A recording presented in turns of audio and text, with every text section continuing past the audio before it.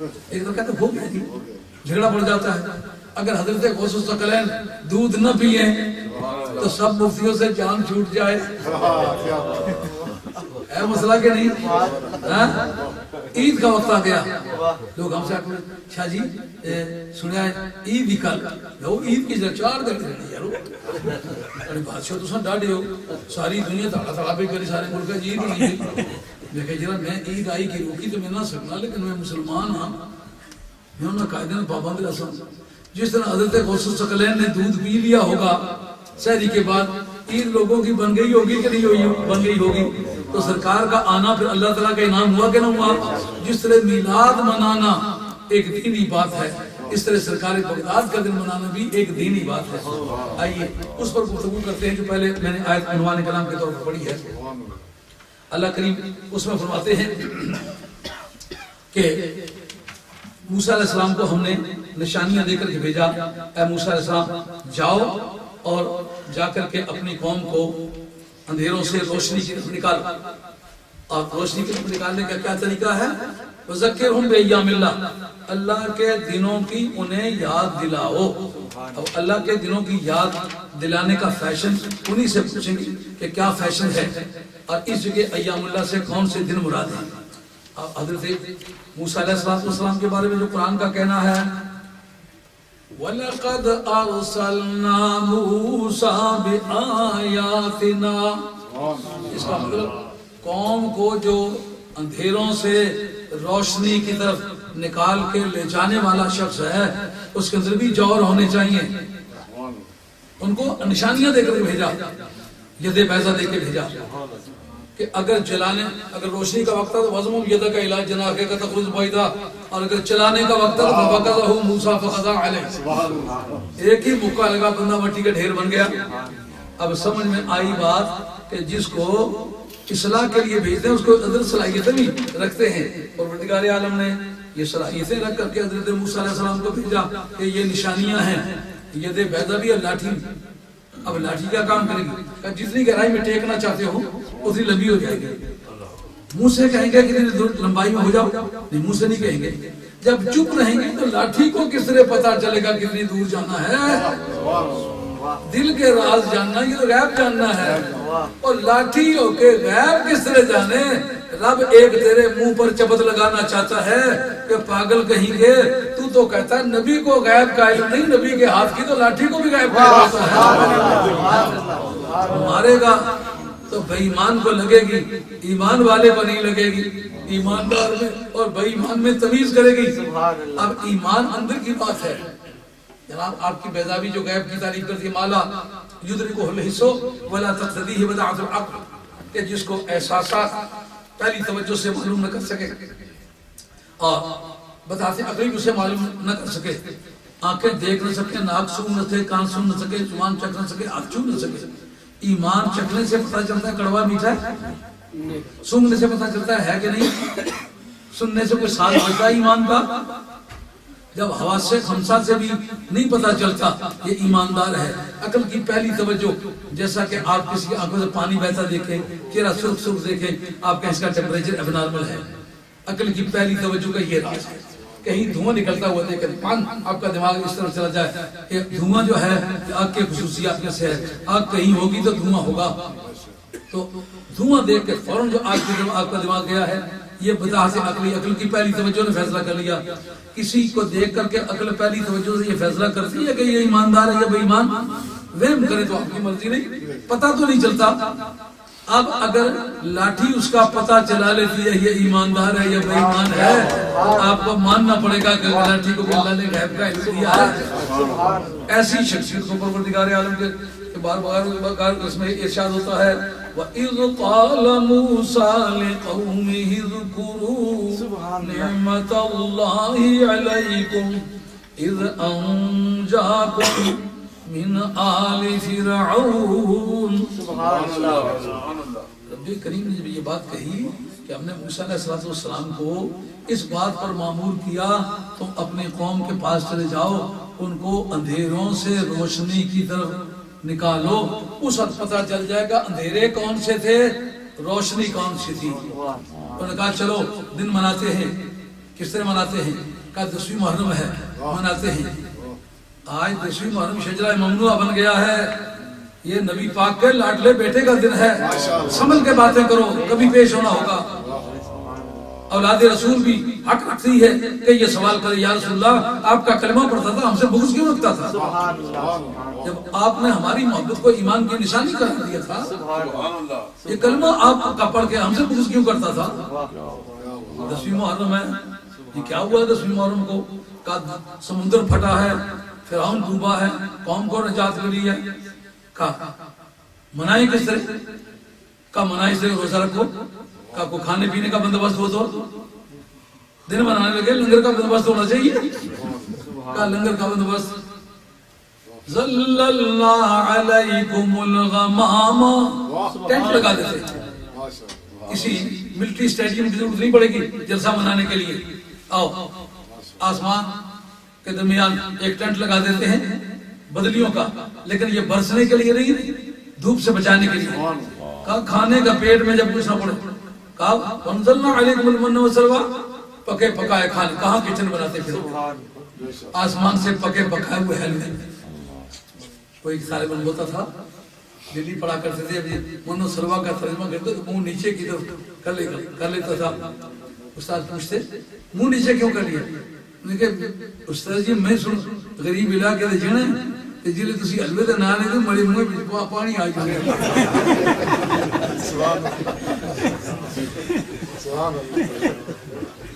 अब बटेर ताजे भेजेंगे तुम खुद जवा करके खाओ, ऐसा हो कि तुम समझो बासे कहीं किसी ने भेज दिए। अब खाने पीने का भी बंदोबस्त हो गया। पता चला ना जलसों के लिए खाने पीने का बंदोबस्त नबियों की महफिलों में पुराना होता चला आया है। तुम समझो मौलवियों ने खाने पीने के लिए बंदोबस्त कर लिया।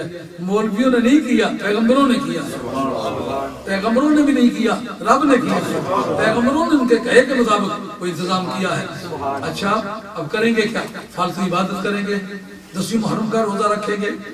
एक तरफ तो ये कि हमें निजात हुई, दूसरी तरफ क्या? फिरौन और फिरौन की जमात डूबी। इसका मतलब ये हुआ जो दिन बताए थे अय्यामिल्लाह, उससे नेमत के दिन भी मुराद है, निकमत के दिन भी मुराद है। क्यों? दोनों बातों का जिक्र किया कि एक तो तुम बचे हो, दूसरा तुम्हारा दुश्मन डूबा है। तुम्हारे लिए अल्लाह ताला की नेमत का दिन है और तुम्हारे दुश्मन के डूबने की वजह से दुश्मन की जिल्लत का दिन है। ये दोनों वजह हैं इन दिनों के मनाने की। अब सरकार ताजदार मदीना अलैहिस्सलाम का तशरीफ लाना, उनके मनाने के लिए भी बात निकल आई और हजरत गौसुस सकलैन ने आकर के उम्मत को हजार इख्तिलाफात से बचाया। आप मज़ाहिब तकाबली मुताला करें, उम्मत में जिस आदमी के रिकॉर्ड में पूरी उम्मत के जितने भी झूठे फिरके हैं सबका अगर रिकॉर्ड मिलेगा सिर्फ हजरत गौस पाक। मैंने तकरीबन जितने भी अकाबिर औलिया अल्लाह उनकी किताबें मुताला की, इतना जामियत के साथ किसी ने रद्द नहीं किया। हर झूठे मजहब का नाम लिया, झूठे मजहब के शवाहिद पेश किए, उसके दलाइल पेश किए।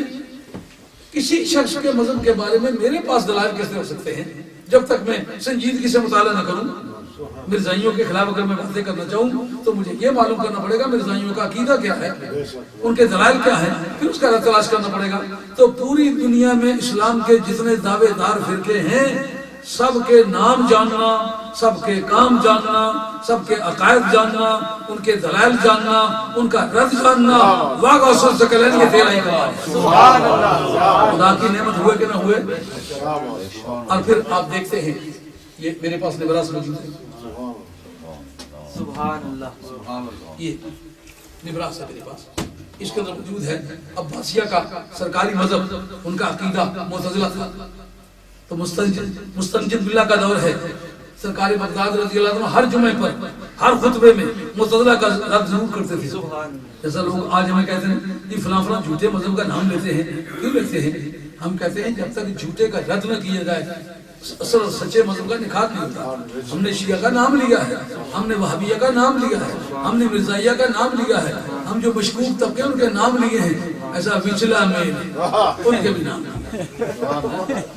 हम लोग एक मतलब मंडी बहाउद्दीन तकरीरों के लिए जाते, जवानी का जमाना था, तो आदमी रास्ते में जाट सवार हैं गाड़ी पर, रास्ते में चने देखते हैं, गाड़ी से छलांग लगा के जाके चने उखाड़ के गठड़ बांध के दौड़ के फिर आकर के गाड़ी पर सवार हो जाते। बाद में मजाक के तौर पर कहते हैं यार یہ ایکسپریس بمبا میل ہے، یہ کراچی میل ہے. ایک ان میں بڑا من چلا آدمی تھا، اس نے کہا یہ وچلا میل ہے.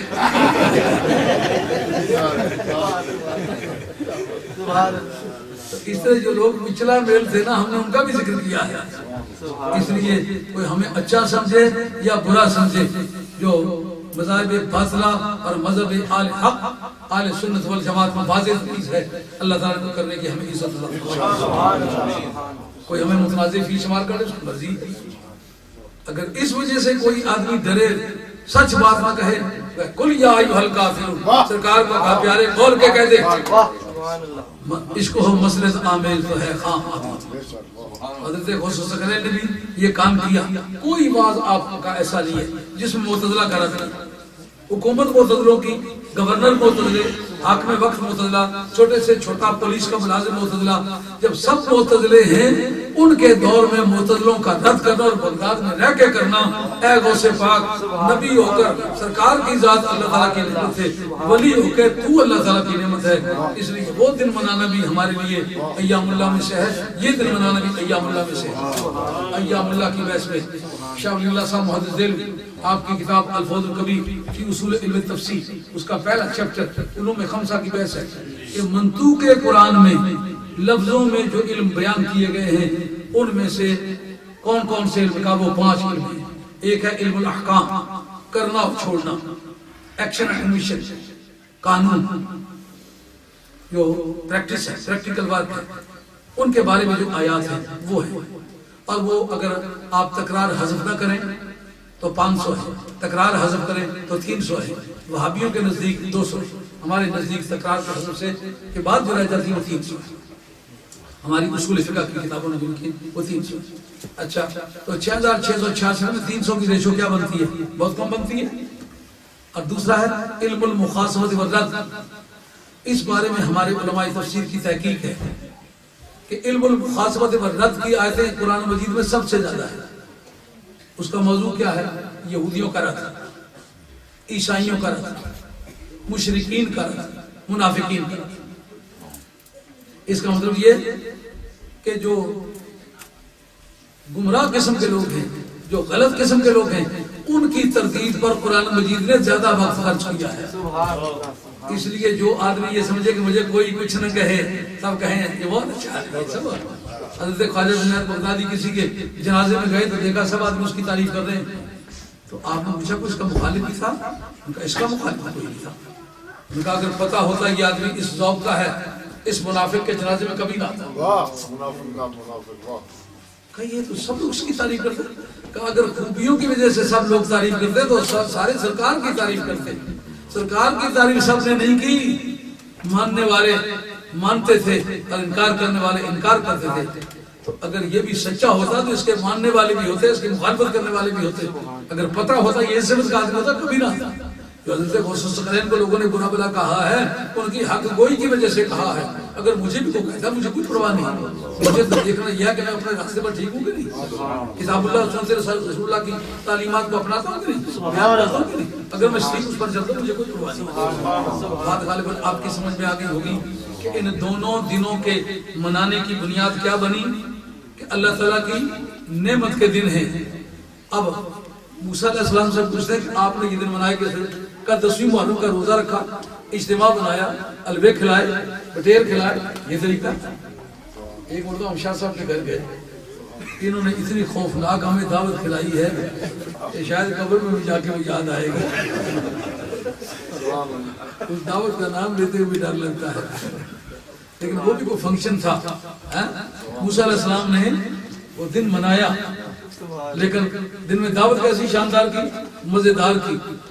اب انہوں نے بتایا کہ ہم نے یہ کام کرنا ہے.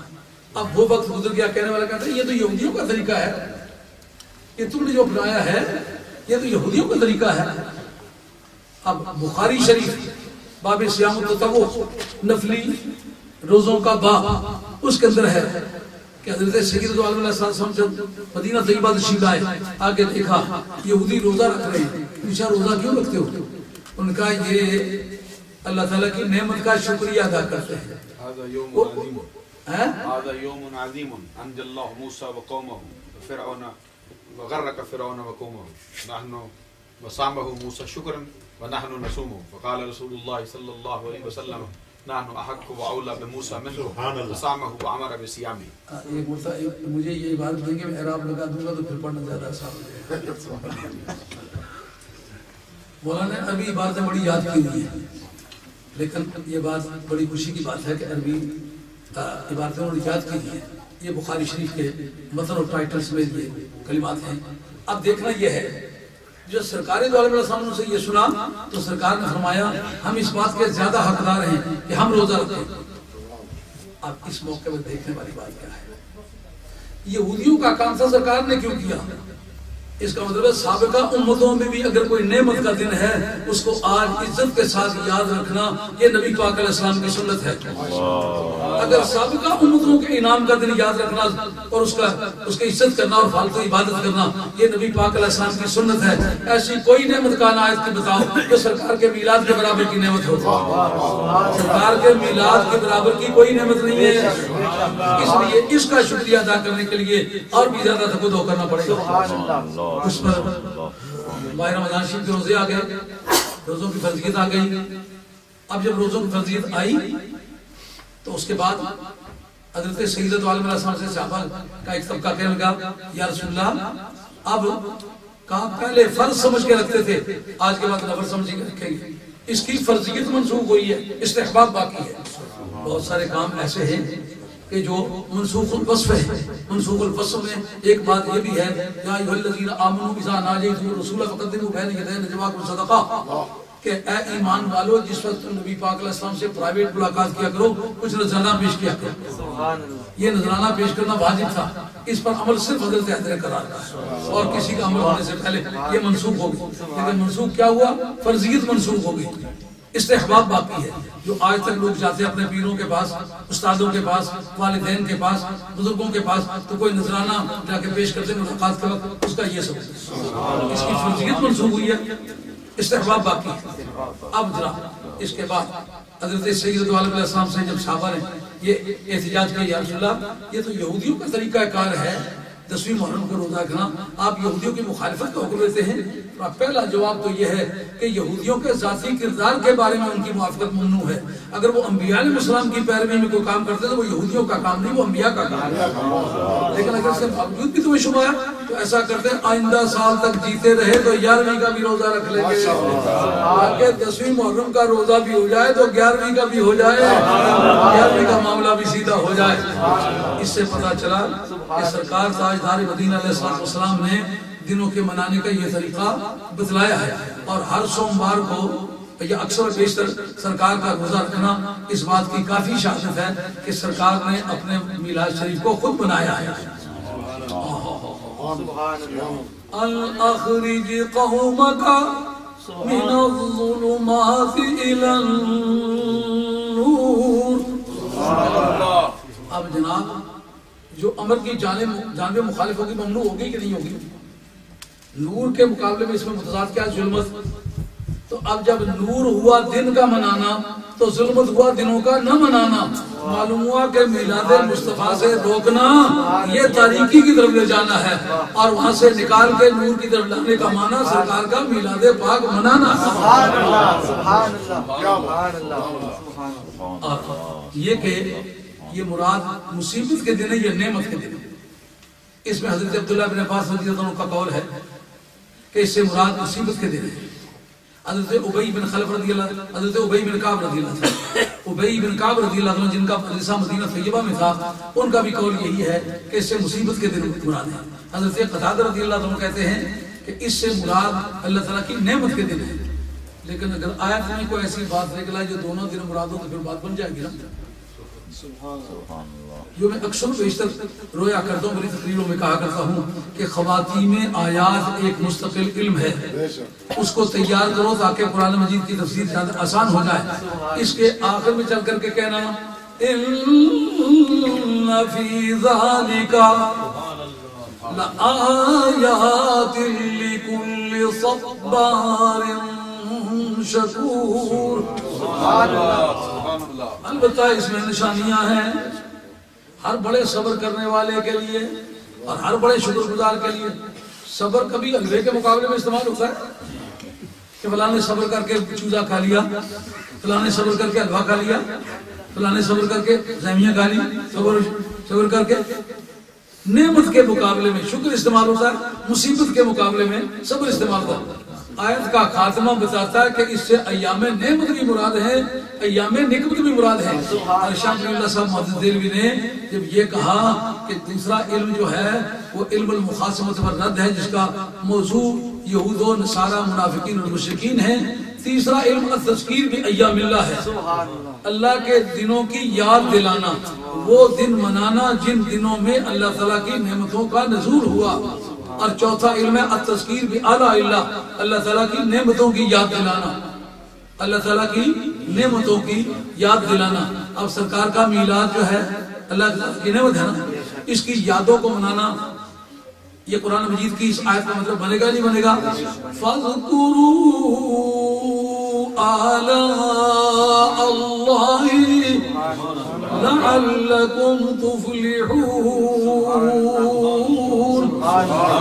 تم اللہ تعالیٰ کی نعمتوں کو یاد کرو تاکہ تم کامیاب ہو جاؤ۔ ایک آدمی کہتا ہے مجھ پر مقدمہ ہے، ہم کہتے ہیں میلاد مناؤ، 11ویں شی مناؤ۔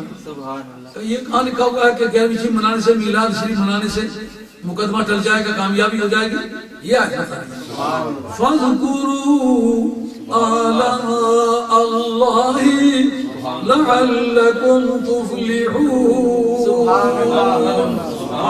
اللہ کی نعمتوں کی یاد مناؤ تاکہ تم پاس ہو جاؤ، تاکہ تم کامیاب ہو جاؤ۔ مقدمہ ہے نا، اس میں پاس ہونا کہ جیت جانا، تاکہ تم کامیاب ہو جاؤ۔ بیماری ہے، اس میں کامیاب ہونے کا شفا ہو جائے۔ قرآن مجید کی آیت میں بتلایا کہ نہیں، ان نعمتوں کے ذکر سے کامیابی ملتی ہے۔ اب موسیٰ علیہ السلام کو دیکھیں گے کہ انہوں نے اس کی تفسیر کیا کی۔ اب یہاں سے وہ تفسیر شروع ہوتی ہے جو موسیٰ علیہ السلام نے کی ہے۔ وَإِذْ قَالَ مُوسَىٰ لِقَوْمِهِ اذْكُرُوا نِعْمَةَ اللَّهِ، ایام اللہ کی تفسیر میں پہلا لفظ نعمت اللہ، نعمت اللہ علیکم، اللہ کی نعمتیں جو تم پر نازل ہوئی ہیں نا ان کو یاد کرو۔ اِذْ أَنْجَاكُمْ مِنْ آلِ فِرْعَوْنَ، تمہیں تو یہ عزت ملی کہ تمہیں آل فرعون سے نجات ہوئی۔ یسومونکم سوء العذاب یذبحون ابناءکم ویستحیون نساءکم، اس وقت نجات ہوئی جب وہ ڈوبے تم بچے، ان پر اللہ تعالیٰ کی پھٹکار پڑی، تم پر اللہ تعالیٰ کا انعام ہوا۔ معلوم ہوا ایام نعمت بھی مراد ہے، ایام نعمت بھی مراد ہے۔ اور وہ تمہیں برا عذاب چکھاتے تھے، تمہارے بیٹوں کو ذبح کرتے تھے، تمہاری بیٹیوں کو زندہ چھوڑتے تھے، اس بارے میں تمہارے لیے بہت بڑی نعمت تھی یا بہت بڑی آزمائش تھی۔ آگے جو جملہ بولا وہ اس کا کنکلوژن ہے، اس کو جس کو کہتے ہیں ٹو بی مور پریسائز، یہ وہ کلاس ہے۔ استعذن ربک لئن شکرتم لأزیدنکم، حضرت موسیٰ علیہ السلام نے ان سے کہا کہ وہ دن یاد کرو جب تمہارے پروردگار نے تمہیں بتلا دیا اگر تم شکریہ ادا کرو گے تو تمہاری نعمتوں میں اضافہ کروں گا۔ شکریہ کیا تھا؟ ان دنوں کو عزت کے ساتھ یاد کرو، ان دنوں میں فالتو عبادت کرو۔ میلاد شریف کے موقع پر کیا کرتے ہیں ہم؟ درود پڑھتے ہیں، تقریریں ہمارے علماء ربانی کرتے ہیں، سرکار کے ولادت کے وقت کے جو فضائل و برکات ہیں ان کا ذکر کرتے ہیں، ارحاسات کا ذکر کرتے ہیں۔ ارحاس کہتے ہیں بنیاد کو، علماء عقائد کی اس پر تحقیق ہے، وہ کہتے ہیں کتاب کی دلالت صدق نبوت پر زیادہ ہے یا معجزے کی دلالت جو ہے صدق نبوت پر زیادہ ہے۔ کا دلالت جو کتاب کی جو ہے وہ اس میں نظریات ہے، نظریات میں دقتیں ہیں، اعلی نظر اس کو پرکھ سکتے ہیں، لیکن جو معجزہ ہے یہ کسی ان پڑھ سے ان پڑھ آدمی کو بھی، قرآن مجید کے سچا ہونے کا تو عالم کو علم ہوا نا، لیکن سورج کے پلٹنے کو ہر ایک نے نہیں دیکھا، چاند کے ٹوٹنے کو ہر ایک نے نہیں دیکھا، گو کا کلمہ پڑھنا ہر ایک نے نہیں سنا، درختوں کا دوڑنا ہر ایک نے نہیں دیکھا۔ اس میں تو مقدمات کو ترتیب دے کے نتیجہ منطقیہ تو نہیں نکالا جاتا، وہ مقدماتی نظریہ ہوتے ہیں جن کو ترتیب دے کے آدمی معنی معلوم کرتا ہے، وہ پڑھے لکھے لوگوں کا کام ہے۔ تو پھر ہدایت تو سب کو ضرورت ہے، معجزہ پڑھے ہوئے کو بھی سمجھ آتا ہے، ان پڑھ کو بھی سمجھ آتا ہے، لہذا معجزے کی دلالت صدق نبوت پر کتاب کے مقابلے میں زیادہ صریح ہے۔ پھر یہ دیکھنا ہے کہ معجزے کی دلالت صدق نبوت پر زیادہ ہے یا ارحاس کی، یہ بات شاید سبحان اللہ آپ کے قسم نہ گزری ہو، اس پر غور کرو کہ نبی کے معجزے کے مقابلے، رسول کے معجزے کے مقابلے میں نبی کے ولادت یا اعلان نبوت سے قبل کے جو ارہاسات ہیں ان کی دلالت صدق نبوت پر زیادہ ہے یا معجزے کی؟ کا معجزے کے مقابلے میں ارہاس کی دلالت زیادہ صحیح ہے۔ کس طرح؟ کہ جتنے لوگ جنتر منتر جاننے والے ہیں، جادو وغیرہ سیکھنے والے ہیں، یہ ہمارے اسلام کا عقیدہ ہے کہ جو آدمی جھوٹی نبوت کا مدعی ہو وہ کوئی خلاف عادت دکھا سکتا ہی نہیں، جادو کرے تو بھی نہیں دکھا سکتا، کوئی کسی طرح کا جنتر منتر کرے تو بھی نہیں دکھا سکتا۔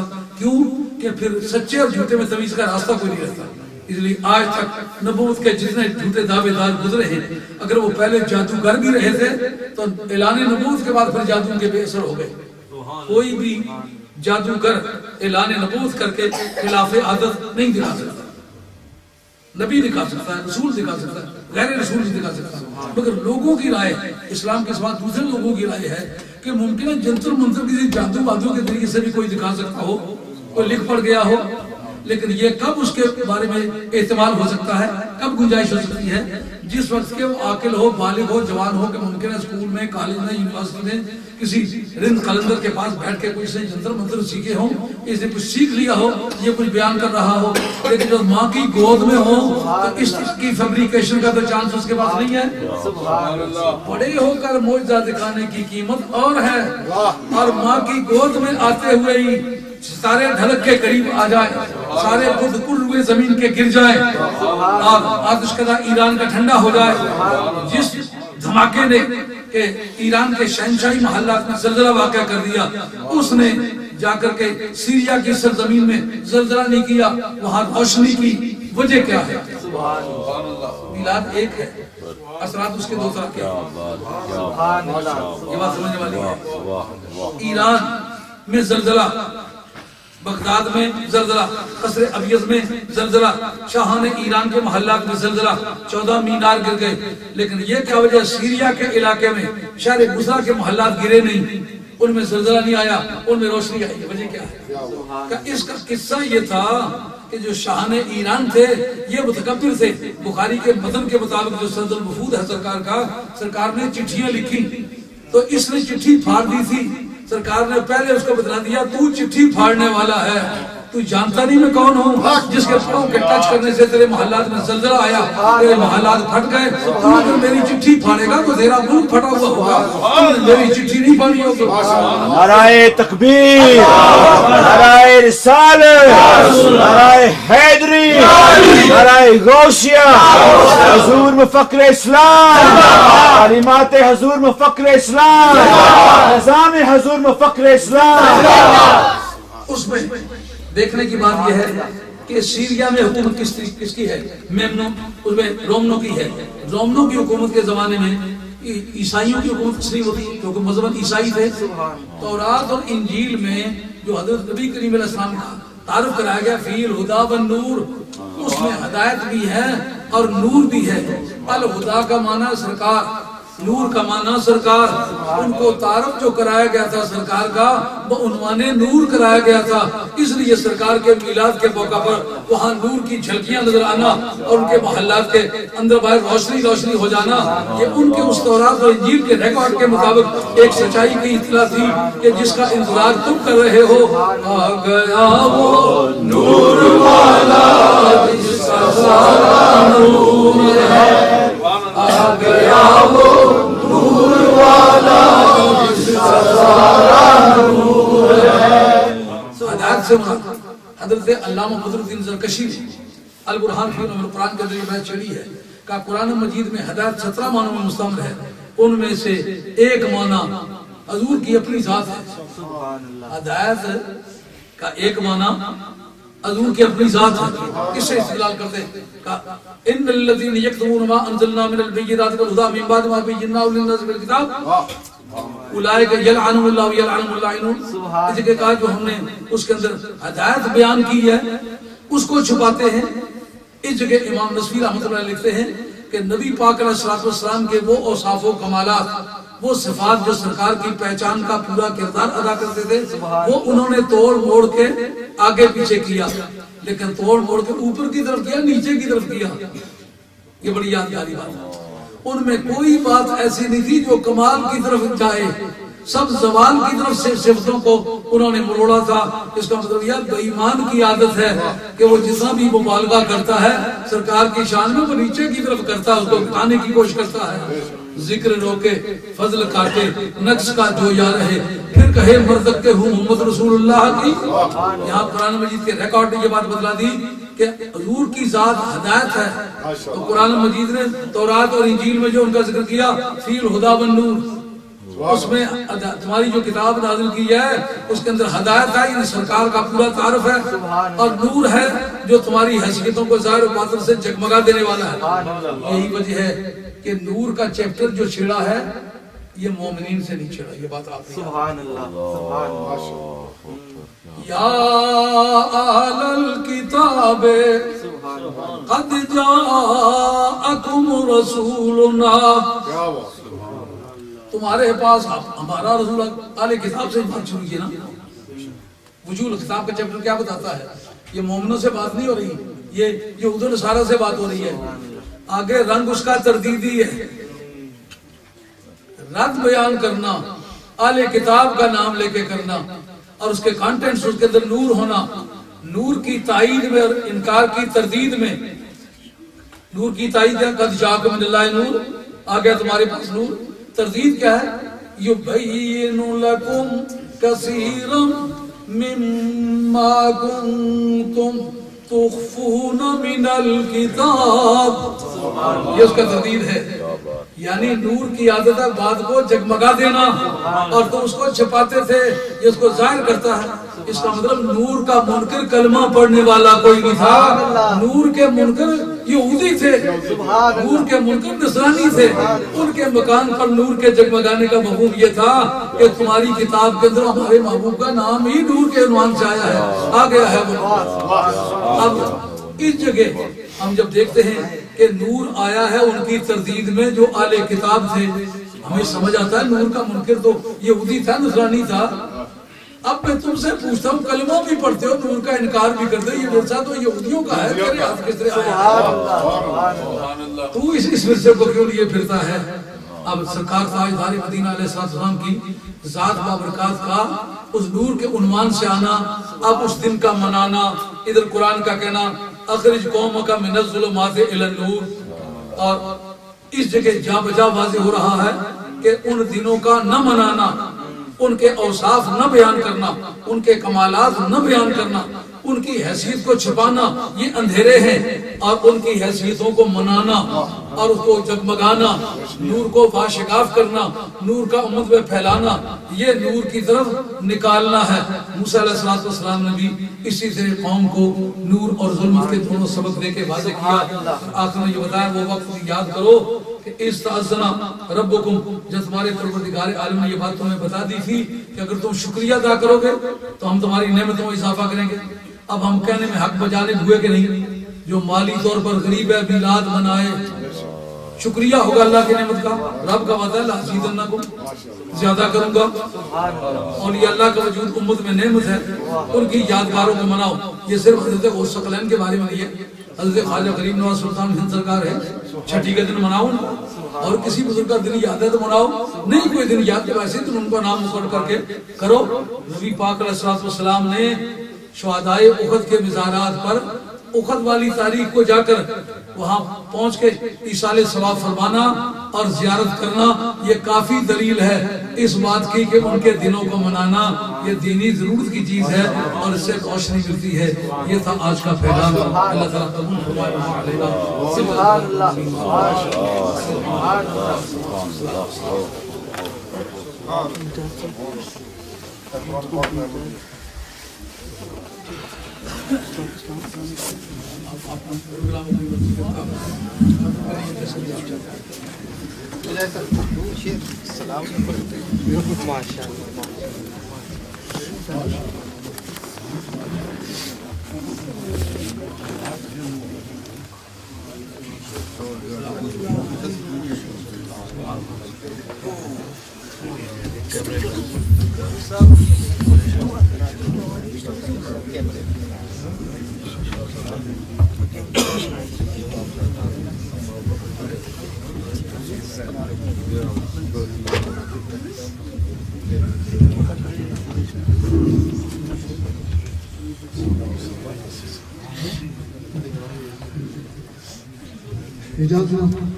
مصطفیٰ جان رحمت لاکھوں سلام مصطفیٰ جان رحمت لاکھوں سلام شمع بز میں ہدایت پہ لاکھوں سلام شمع بز میں ہدایت پہ لاکھوں سلام شمع بز میں ہدایت پہ لاکھوں سلام رسانی گڑی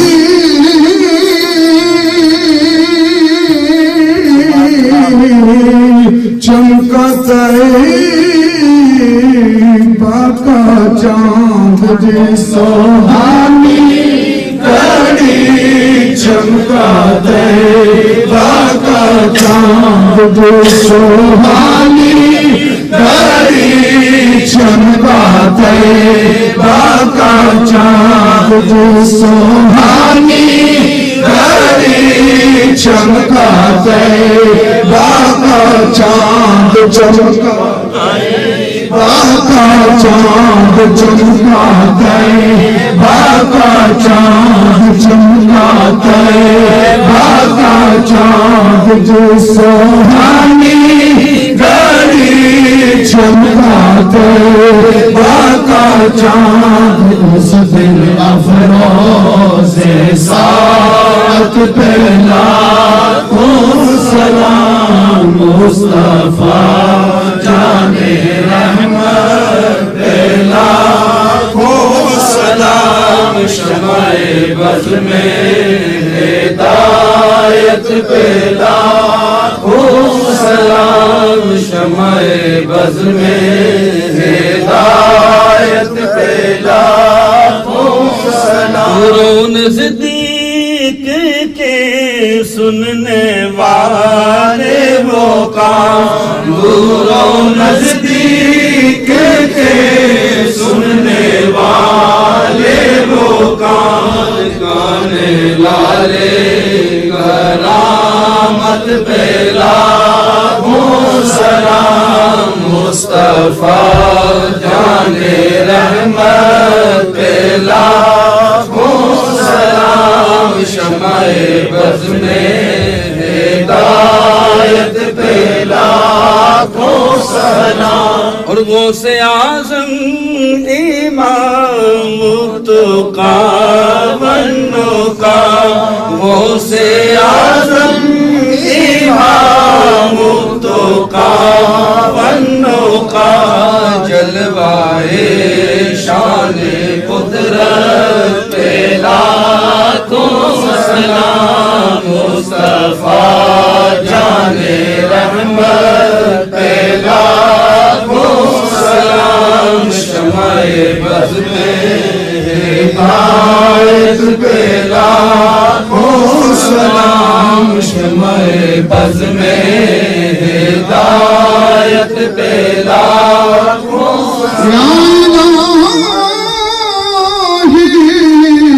یا الہی صدقہ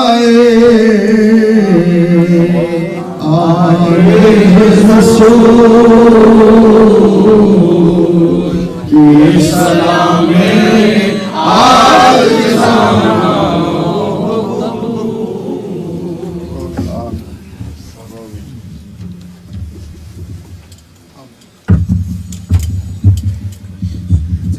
مائی صاحب کی سارے سوال مقدم شیف قوم بتائے ہیں اس وقت سارے ساتھی ایک مرتبہ الحمد شریف رسول شریف ایک رسول شریف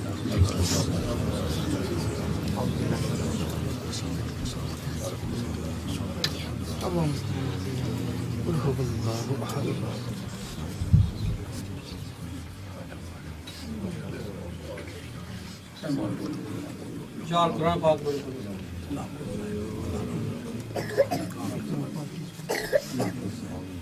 یہ کلمات طیبہ میں جو پڑھی گئی دوستوں نے پڑھی گئی گھر والے نے مل کے چاہتا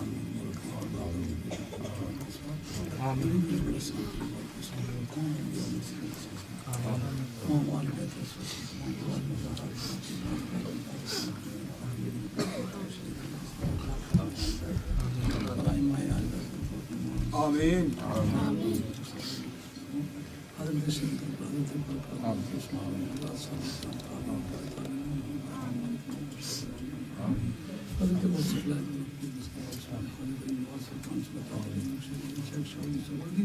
سید وهاب الدین لکشمن شاہ شاہ حضرت حسن شاہ حسین